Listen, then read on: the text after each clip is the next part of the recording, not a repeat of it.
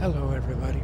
Today we're at Sussex County Airport in Georgetown, Delaware, my home base for flying, and we're going to take off from here and head down to Salisbury and shoot approach down there. I was going to bring active weather up, which I usually always do when I'm flying local, but we're at a tornado watch right now, so you can't even see the second line out the windshield. So I thought, well, I'll just make it a few clouds, just so we can get a flight up today in the Cherokee. It's been a while since I've flown the Archer, which is a good plane. All right, we'll put a notch of flaps in.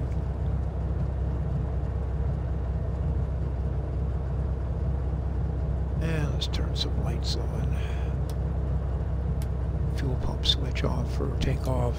Beacon lights. P-dot heat. Yes. Alright, I think we're good. Do one last control check here. And we're good. Alright, let's roll.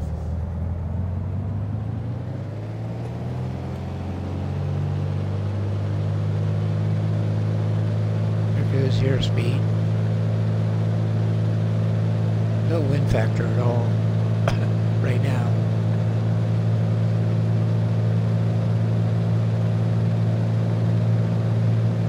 And there's 70. Let's rotate. She comes off tonight. Really nice at 70.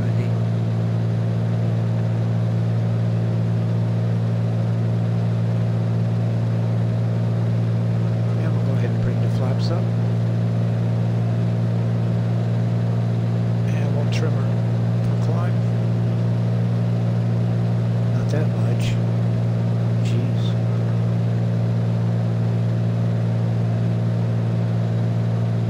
She wants to climb today.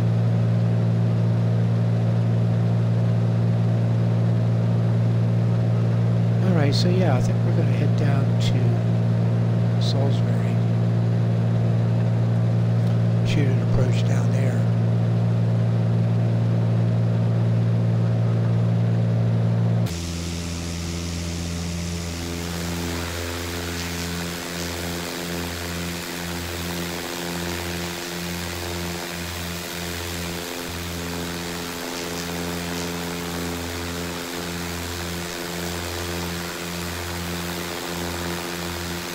So one of the things I want to talk about today is I want to put a shout out for a buddy of mine on YouTube. He's got a pretty cool channel, and it's called Flight Sim VR Dad, one word. So if you look that up at Flight Sim VR Dad, check his channel out. He's got some really good videos on there. He's kind of a vintage freak like I am. He likes his older planes, DC-3s, and flying the Caribou, planes like that. So, and he's got a variety of locations that he flies on there. So, if you get a chance, check out his YouTube site. It's a pretty good channel. I think you'll enjoy it.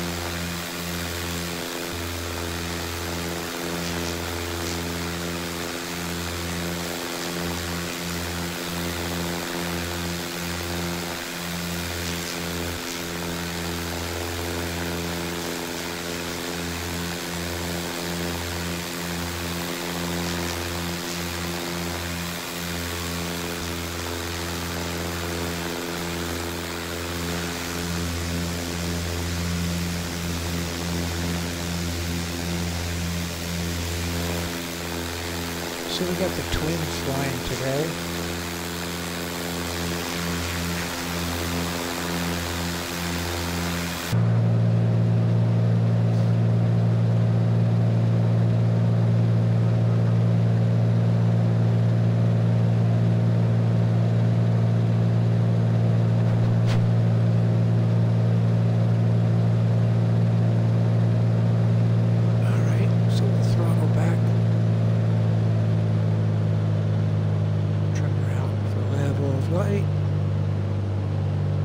he doesn't trim out too bad. It takes a little while to get it trimmed out just right, but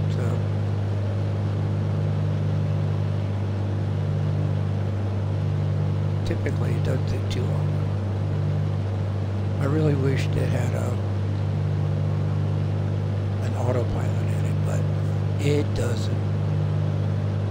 And I flew Cherokees 140s a lot when I was getting my my pilot training years ago, many years ago, and they were really nice planes to fly. I mean, you can almost use a Cherokee 140 as a bush plane. They get in some really tight spots that you wouldn't normally think you could get into, but yeah, they're pretty good airplane. Excellent trainer. Bring that mixture back a little. Let's see. Let's take a look at the map. Salisbury should be down in front of us.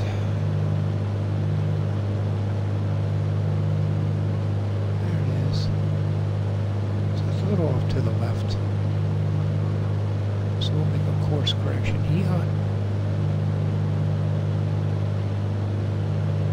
So yesterday was a really crazy day for me for flight sim. I had a total crash.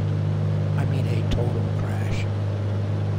I couldn't get the flight sim to do anything. It wouldn't load. I lost my keyboard. I lost my mouse. The Thrustmaster stick wasn't showing up. So the only thing it was showing was the Xbox controller. So I worked on that, and I finally got it back up, and come to find out it was my USB hub that I use to plug multiple USB plugs in had gone bad. So I had an extra one, replaced it, plugged everything in, it worked fine. Well then, I couldn't get Microsoft to load, and I wasn't quite sure what to do. So I finally thought, you know what, I'm just going to kind of factory reboot the Xbox, get it cleaned up a little bit, and see if I can't reload Flight Sim. And I knew what that was going to entail. I was going to have to upload all my scenery again, all my airplanes, but I didn't care at that point. I was just trying to get it to come back on. Well, I got Flight Sim to come back on, but it wasn't my profile. It was an entirely different profile, and it was a brand spanking new Flight Sim that had not even been configured. I mean, nothing was configured. There was no configure for the flight stick, mouse, keyboard. It was just a control, the Xbox controller, and that was it. And I thought, no, I am not going this route. I did not want to lose what I had. So I was researching around. I finally ended up calling the help desk with Microsoft. Got a hold of a guy that was just freaking outstanding. He wasn't sure what happened either, but it had something to do with an email account that I had normally set my profile with, and then that account is no longer active, and for some reason it took over my new Gmail account, and then that's what set up a brand new profile. So he worked me through that, and I got the flight sim back up and running. And yes, I spent about 3 hours loading up scenery in all of my planes, but it was painless other than just sitting there waiting for that stuff to load. And then, so the only problem I have left now, which I have written to Microsoft about, is when I boot up, about 4 out of 5 times, my cursor on my mouse doesn't work. It gets right to the world map where you would click your, where you're going to fly out of, plane selection, all that stuff. It would get to that point and my cursor would freeze up. I had no mouse. It was running, my mouse was on. It was showing that it was connected on the Xbox, and in the flight sim, but it was not working. And that's been happening a lot lately. So, like I said, it takes me about 4 attempts right now each time when I turn the system on to get it so that the cursor is working. I researched that. I haven't seen anything on that. I haven't seen anything. So I contacted Microsoft Flight Sim, and I wanted to fill out a report. Well, the crap you got to go through to fill out that form. You got to do this, that, and the other. You got to get an authenticator to authenticate your address, your email address, and your account, and blah blah blah. It took me forever, but I finally did it. And I wrote up the report, and I sent it in. So I'm waiting now for hopefully somebody from Microsoft to go, oh, that's a simple fix. Do this. But I've looked in every frequently asked question thing that you can imagine, and I just don't see where anybody else has had that problem. But this Xbox that I have right now, I don't know. It's most of the time it works excellent. I mean, just excellent. The scenery graphics, I don't have too much problem with ticking anymore like I was, but I think one of the things that I did learn is with these Xboxes, you've got to delete your cache a lot. I was doing it every 2 weeks. Now I'm doing it every day. I'm in a habit now when I turn my system on, I go right to it and I delete my cache. And I've noticed that has really limited a lot of the stuttering that's going on. And then one final thing, which I think maybe there's a fix out for it, will be the avionics. The Garmin, they come on when they want. When they do come on, they turn off after about 5 or 10 minutes. They just go blank. And I know that other people are having that problem, so hopefully that'll get fixed. And other than that, happy days. Alright, so I think what we're going to do here is let's call Salisbury. There they are. And we'll request a full stop landing. And they're giving us, oh cool, they're giving us 3-2. 3-2 is a good runway. And I'm going to turn this over to the twins. Let's see what they do.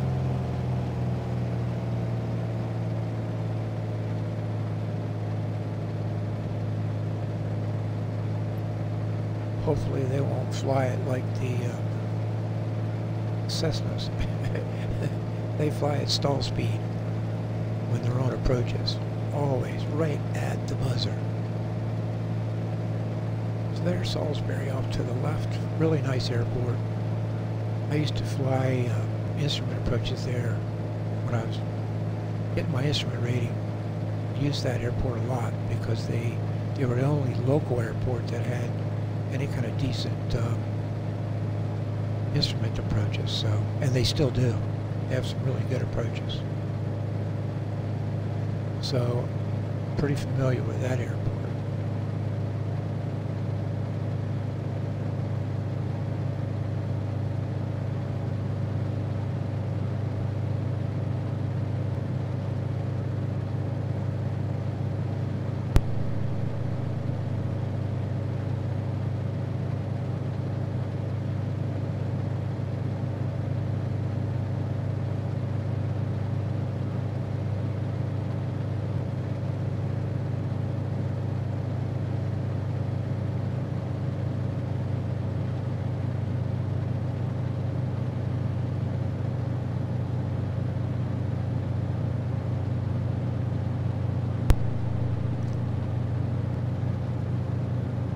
So they're doing pretty good here.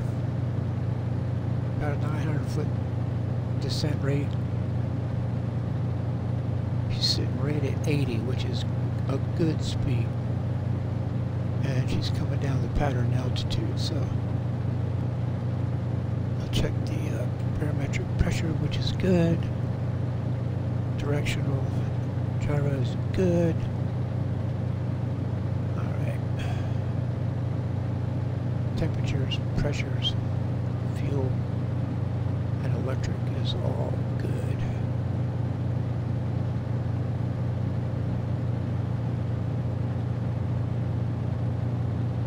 She's got some flap in, and that trim wheel's working hard.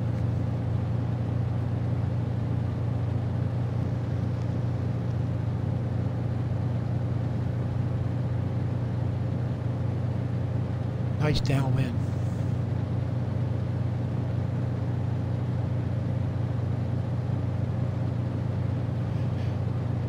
So anyway, just for shits and giggles, let's go ahead and put live weather in. I'll show you how funky it is. Oh yeah. That's what it's doing outside. Right outside my window. It's pouring. So visibility is about, what, 2 or 3 miles here. She's on Base Lake.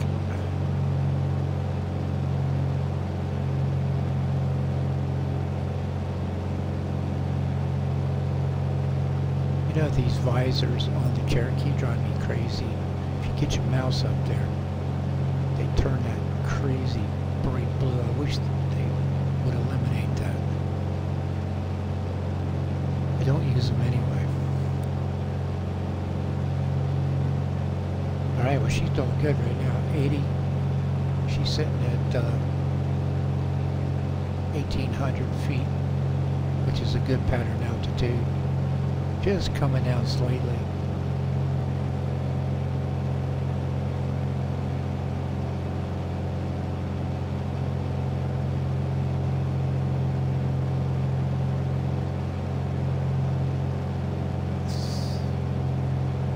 I went ahead and put the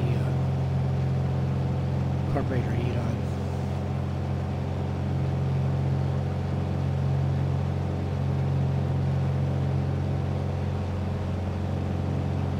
Let's check her out on the map.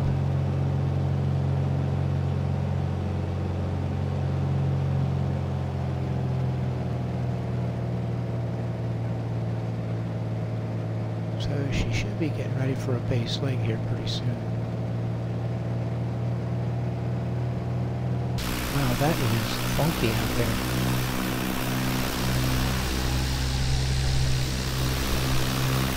Don't be looking outside, girl. Look at that dash.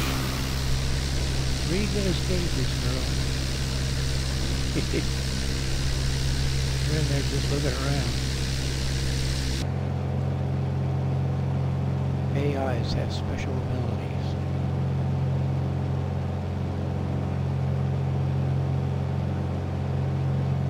So anyway, yeah, my flight sims experiences here the last few months have just been horrific.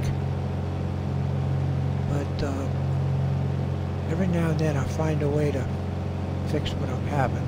So right now I'm just down to that mouse issue, and of course the Garmin avionics issue, which is, I don't know, I can fly without it. Can't do any instrument stuff, but hopefully they'll get that fixed.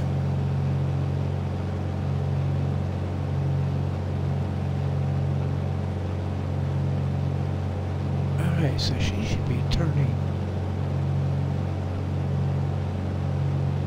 Base Lake here pretty soon.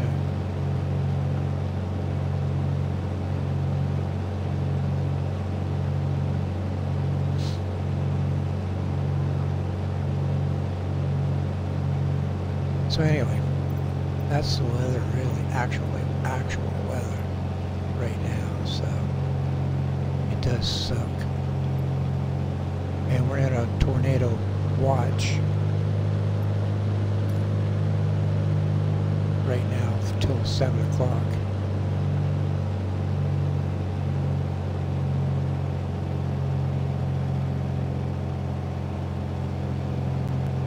Alright, so I think she's turning base now.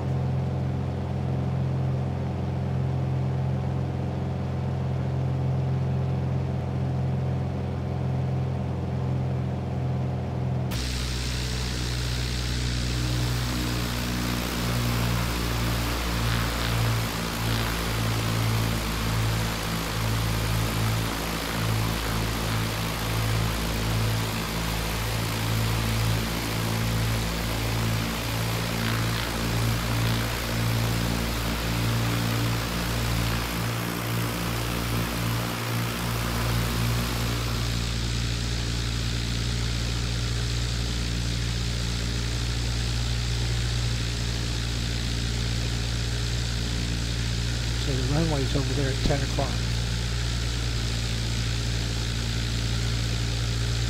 She's got a pretty good flat approach going on right now. Just kind of holding it there at this altitude, just slowly coming down. Now Salisbury, the lights are suspended up in the air on their runways, which you would think that would have been fixed by now, but it's not. And I have found that when you have elevated lights like that on your runways, the AIs, if you let them shoot the approach, they're usually going to be off center line, usually. But when you're making an approach into a runway where the lights are ground level, they seem to really hit that center. And the VASI system works better for you. Because right now, the VASI system is probably going to show us as being too low. And in reality, we're not at this altitude. So she's going to come over a lot. We'll see if she kind of slowly comes in. But it wouldn't surprise me if she doesn't land off center, because again, those lights are suspended up in the air.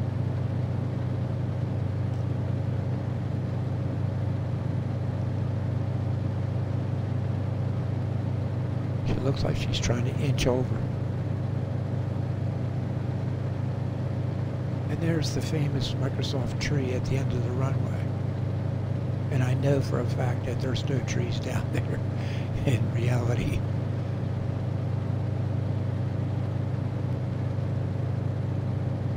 That's quite an angle to come in at. So she might just make it. Might not be center line, but she looks like she's going to hit the runway at least.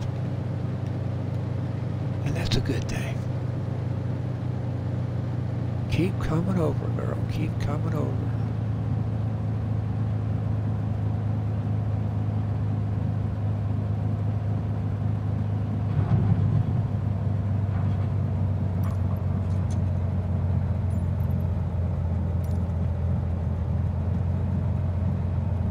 There we go. I got the controls now.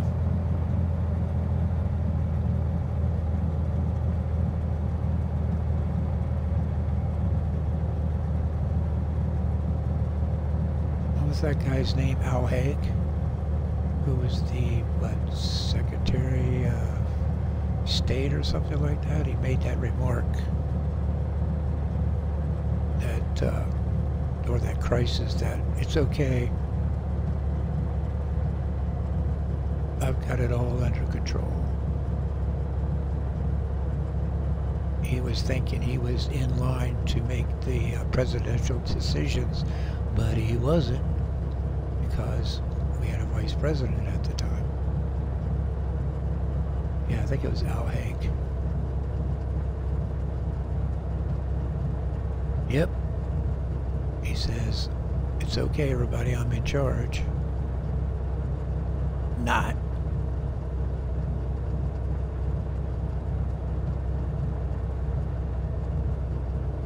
All right, right, everybody. Well, I hope you enjoyed that flight. Just a nice little VFR flight from Sussex County to Salisbury, shooting approach to 32. Nice airport to fly in and out of, especially if you want to do instrument approaches. It's wide open. Okay, everybody. We'll talk to you all later.